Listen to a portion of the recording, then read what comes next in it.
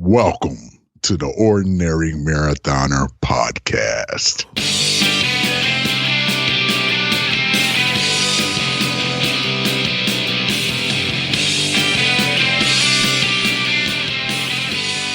Hello and welcome to the Ordinary Marathoner Podcast. My name is Coach Scott. I'll be your host today. It is Friday, September 20.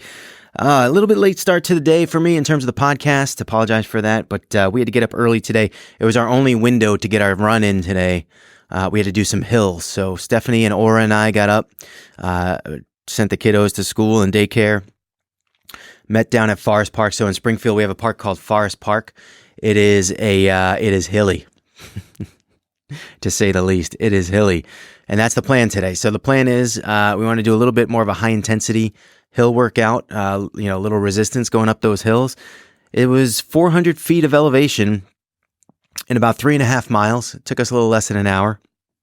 Not really concerned about pace when we do hills. We're concerned about getting up them. That's the concern, right? Get up the hills.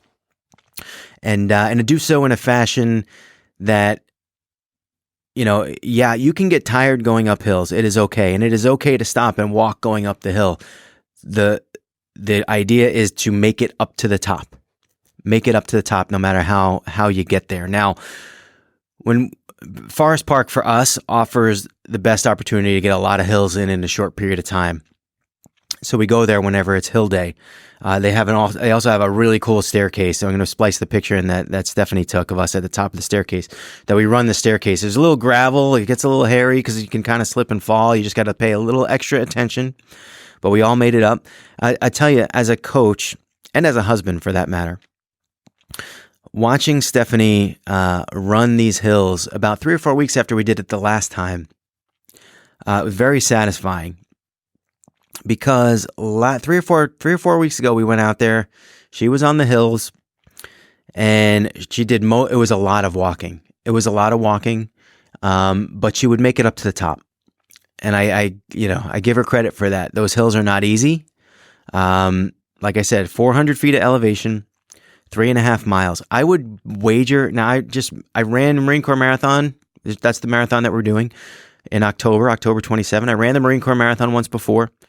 I remember specifically 2 hills, one in the middle of the course. I want to say it's kind of early, and one at the very, very end, which I don't even really count because you're so close to the end, and it's a steep hill. It's relatively short in terms of how far it is. It's just very steep. But by then, you're going to make that hill. That hill is the hill.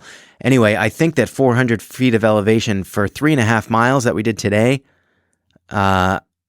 is probably equivalent to the amount of hills that are the entire 26.2 in Marine Corps. I'm guessing. I don't have that information. It doesn't stop our media from reporting things when they don't have facts. So why would it matter to me? Anyway, I think that's my guess. My guess is that Marine Corps Marathon isn't more than 400 feet of elevation over the entire thing. We did that today. So who knows? I should go. I'm going to check that because it's kind of an interesting fact. So we ate hills for breakfast literally this morning, I would say. But watching Stephanie take on some of those hills this morning after a few more weeks of training, some of those hills last time we were out there was no way she was going to make it up them running. There was just no way. And today she made it up some of them. She didn't make it up all of them. I mean, she made it up, but she walked a good portion of some, a portion, not a good portion, a portion of some of them. But I would say that probably the second most challenging hill we did today, she ran the whole way up to the top, and she could not in no way do that about 3 weeks ago. So I hope it's kind of weird when you're in the moment, right? When for her, from her eyes, watching it through her eyes, she can't see necessarily the improvement. But when you point stuff like that out, like, look, you couldn't do this 3 weeks ago, and you did it today. You can see the improvement, right? You can see it. And that's good. That's a good thing. So it's Friday. So one of the things that we wanted to do on Friday podcasts is we wanted to kind of preview the upcoming week. I will give you quickly, I'll give you a quick update on Team Ordinary. So the thing that was holding us up with Team Ordinary and starting and really kind of rolling this out and let's say having an official launch is that there's a gear package that we're sending out to you guys. And we got our shirts and we got our hats. The thing that we were missing were the bags. They're string backpacks. You know what I'm talking about? They're called cinch bags. That's the official term. So what happened was they had ordered a bag. We created a design for the bag. It was a green emblem. The bags were blue with like a gray face. And on the gray face, it was written in green, or Team Ordinary. They looked really cool. Unfortunately, the supplier, having inventory issues, they couldn't deliver them. They kept promising to deliver them, but they never did. So the printer never got them to print them. I was having a tough time getting the story out of the printer, but finally got that yesterday. So what we did yesterday was we ordered a new bag. It's similar. It's just a little bit, it's all blue. It's like a two-tone blue. It's actually really nice. I kind of like it better than I like the other bag. The only issue was that the green printing on it kind of meshes into the blue, and I'm partly colorblind anyway, and green blue is one of the combos that I don't see very well. So when I looked at it, and I was like, and even the printer said, there's an art person. She said, they might bleed into each other a little bit. You should do the lettering in white. And so I agreed, and we're going to do the lettering Team Ordinary in white. So I hope that doesn't bother any of you guys. I'll put another picture of the design. We approved the design this morning. Hopefully they'll get to it shortly, and I'm hoping that we'll be able to deliver some of this stuff out. I got so many boxes here. It's unbelievable. I ordered shipping boxes yesterday. They all came, and now my basement's like a warehouse down here. So, but it's all for you. It's all for you guys and Team Ordinary. Well, one of the things that we wanted to do with Team Ordinary, and again, we haven't really officially launched, but we have like 30 or I don't know, probably about 30 bios on the page. So I want to thank all you guys who have gone that extra mile and kind of sent me the bios and talked to me about that. And look, you can reach out to me. Please reach out to me, and we'll get you set up as soon as we can, with all that stuff. We have the one thing that I love about the site is this commingled sort of race schedule. And so we've taken all your races. Anyone who sent me a bio, you send me your race schedule too, and we kind of mix it all together so we know who's racing and when. And so on Friday's podcast, the thing that we're going to do is we're going to talk about who's racing in the upcoming week. We got a few of them this week. And so tomorrow, September 21, the Supervillain 10K in Asheville, North Carolina. Ron Booz taking the starting line there. Ron is training for the Marine Corps Marathon 50K. Ron, we gotta talk. Ron. You're doing 50K, and this is like a big training week. What's up with the 10K? You're gonna have to do that race 2 or 3 times to get your long run in. You're gonna have to do another run on Sunday. Do I have to coach you? I give it up to Ron. I know he's working hard. He's got a big race coming up October 27. So hopefully this Supervillain 10K, hopefully that's helping him get in shape for that. The Wicked Half Marathon. Now, if I was to say to you, where do you think the Wicked Half Marathon would be? Where would you say? If you said Salem, Massachusetts, you'd be correct. Yes, that's the place they used to burn witches. But the only thing that'll be burning this Saturday will be the fire coming out of Katie Mayo's sneakers from the speed, the friction between this shoe and you got it. Katie Mayo, Mary O'Connell. I think Stu Wiener might be racing this one too. I talked to him earlier in the week. I haven't got his race calendar yet, but we're working on that. And man, what a great group of people, guys. We were thinking about coming out and meeting you guys for this race. Unfortunately, schedules, babies, all that stuff, it didn't work out. I'm still thinking about maybe trying to sneak out in the morning and meet you guys. But we wish you guys the best of luck at that race. I love seeing three of my favorite people running the same race together. And now I know Katie's training for Marine Corps Marathon. She's been stacking up the miles like crazy this year. So is Mary. Mary is training, I think, for Chicago. And Stu, I know Stu's talking about doing a marathon soon, but hasn't exactly put his finger on one just yet. And I'm sure he'll get out there and do one. He's always a busy guy with a race schedule. Actually, that was the one thing when I was putting together Team Ordinary. It's like, all right, I love doing race schedules, but then you get guys like Stu who do a gazillion races. And I'm like, I'm going to really have to pay attention to Stu. Me and Stu are going to be talking a lot. So we're getting Stu involved soon, and we'll get his bio up there soon as well. Sunday, September 22, the Montreal Half Marathon, Nick Doe. I'm never going to now. I need you to come on the podcast and just say your last name for me. I'm going because I feel like it's not like the Simpson dough, like you said. You said it's like dough. It's not that. It's like a French dough. Dough. How's that? I'm not getting it. I don't know. Anyway, it's close. I'm close, right? I'm close. Nick Doe. I like that. I'm going to go with that. So yeah, guys, it is, I think we're in like peak marathon season, marathon training season here. I know, a lot of you guys have big races come out. You just look at the race schedule, you can see them coming. Berlin Marathon, Chicago, New York, Philly. There's just, marathons are just coming. They're right down the line. They're just, they're here. It is marathon training season, which means a lot of you guys are practicing your long runs this weekend. And I had a good talk with Joe Bartlett yesterday.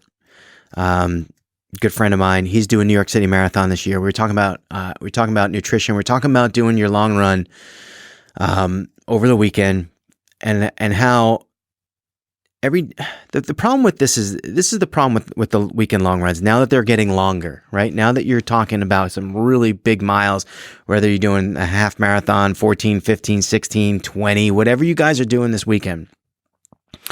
It's very easy, especially if you're used to kind of doing these midweek runs that are like 4 or 5 miles, whatever you're doing, 3, 4, 5 miles. It's very easy to kind of just look at the long run as just another training run, just another, midweek run. It's just a little bit longer, but it's not that. And this is what I want to talk to you guys about today, is treating the long run just a little more special. The long run should be treated, especially if you're training for a marathon, the long run needs to be treated as an opportunity.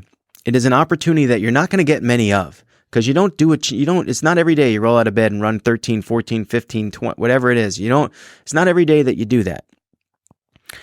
And your body is going to know the difference. Whether or not you're mentally going to treat it as a regular training run or not. This is an opportunity for you to practice race day. And you don't get a lot of those. So it's an opportunity to kind of get out of bed, eat what you're going to eat the same day as your race. Find out what you're going to, make sure if you're going to be especially if you're going to be on the road, if I live in Springfield, Mass, if I'm going to go to Marine Corps Marathon, I might not have the same food options available to me in the hotel. The races probably start early. I probably can't, a lot of hotels, they won't offer breakfast. The last place we went to, was it Ironman? Yeah, it's like, you're going to roll out of bed at 4 a.m. What's open to get, to sell you anything? It's like, no, you can't.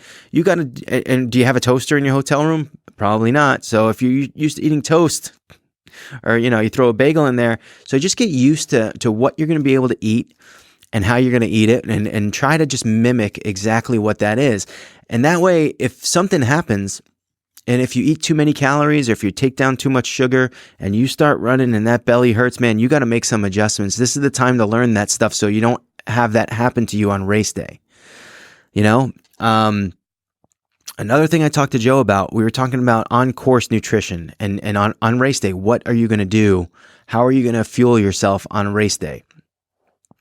Because a lot of times we go on these runs, and one of the things that Joe and I both use are these Noon tablets, and I just started using them. I use them a lot on my bike rides indoors. And really, the Noon is like, they're not really calories, so it's not like a calorie replacement. You're still going to have to take nutrition on top of it. It's like a salt replacement / electrolyte replacement thing. And it works. It's good. But the problem is that, are you going to carry these little tablets in your pockets? Are you going to put them in a Ziploc? Are you going to carry a water belt with you? Now, I don't like carrying water belt. Joe actually said he wouldn't mind, because he's training with the water belt. He wouldn't mind bringing the water belt with him for his marathon.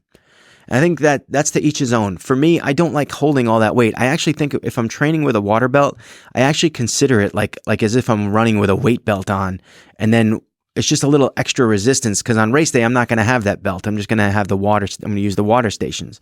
So I don't need that. So it's just a little bit extra that you're training a little bit harder than you will on race day. And for me, every little bit makes a difference. Really, for some, it's like a mental thing. I don't like carrying anything extra that I don't need. But Joe doesn't bother Joe. Joe's like, I'm trained, and so it could go either way for you.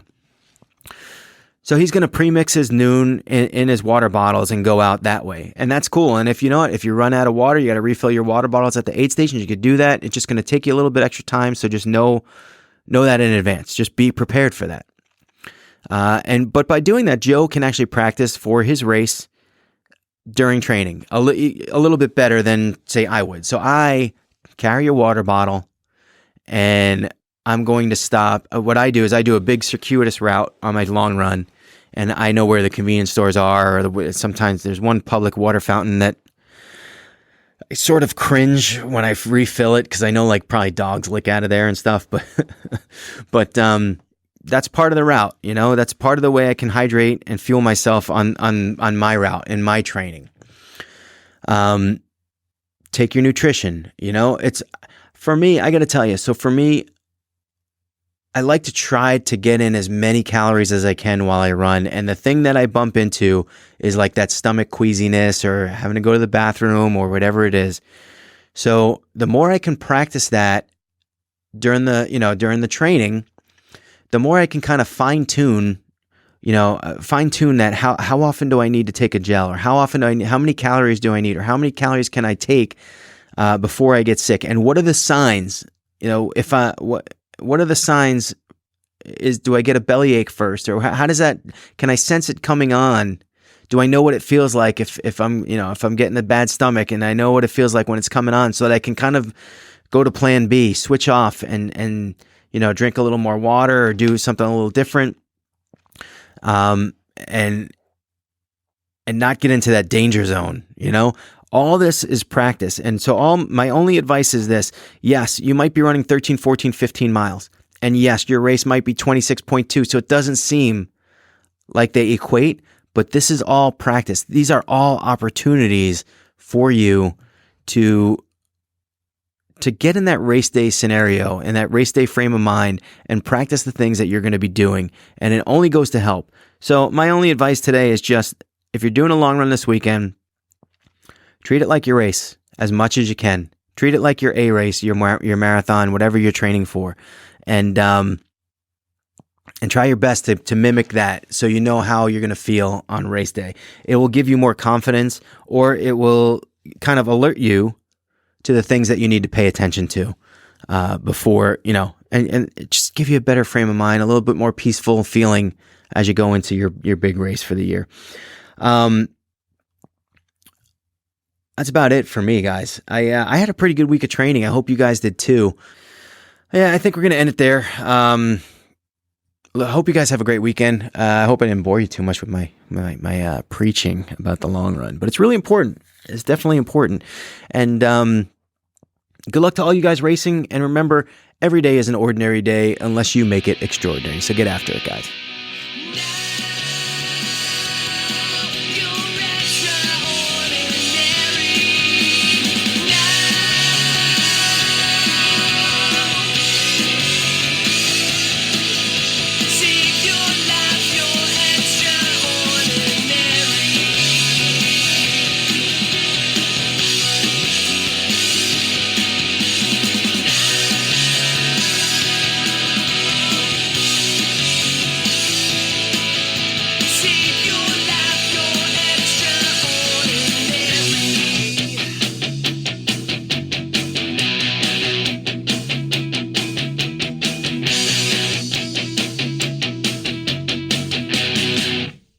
Remember to like our video and subscribe to our channel.